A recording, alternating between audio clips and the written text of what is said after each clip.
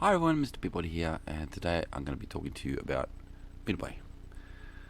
Now, Midway is a remake of a movie that they originally did in 1976, and the original movie was interesting because what they did was actually used a film, but they edited it together with actual footage shot from the planes. So yeah, a lot of the planes had cameras in their wings. So as they go for the dive bombing and they do all that stuff, there was a camera in there filming everything, and the original movie Midway incorporated that footage into the film. So that made it just that little bit more believable. This movie is fairly accurate. I was impressed with the fact that they used a Dauntless, because the Dauntless was, it was the main plane they used on the carriers before America went into the war. And when America went into the war, then they beefed up their fighters and everything. But the Dauntless was their number one, sort of like mule. Um, and so in Midway, that's what they showed. They showed them flying Dauntless planes, which were they were two men. So you had the pilot and navigator and gunner in the back, and it was a dive bomber. So that's correct.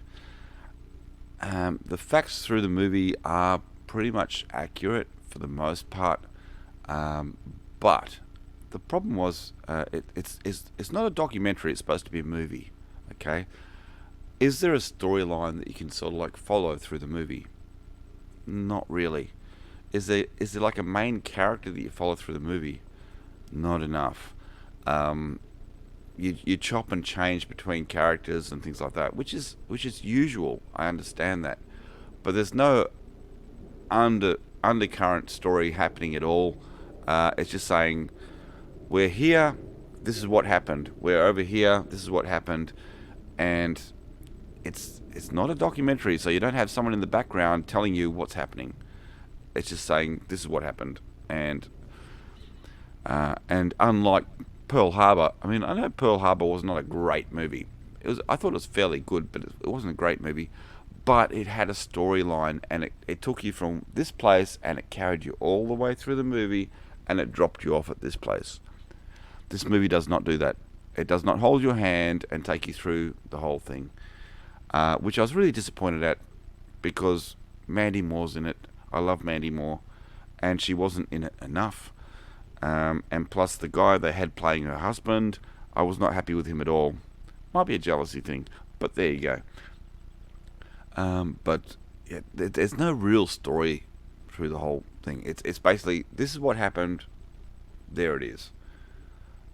Because people need to latch on to a character, and you follow the character through the movie.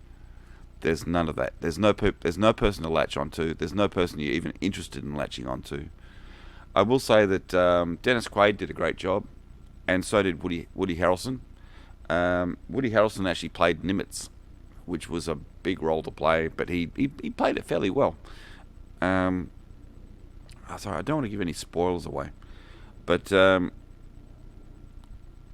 it did show how many guys just did their best and failed. But the movie is, I'm sorry to say, is not great. It's not a great movie. It's not really worth watching. As I said, there's no real storyline there. It's basically just showing you this is what happened through history. And they tried to put too much into the movie. It's like they wanted to say, "Oh, we did this is it," but they just put all that in the movie, but they didn't give any story to it. It's just like this is what happened. So I'm sorry, it's a fail. It's a fail. I'm sorry, Mandy. I love you so much, but it's a fail.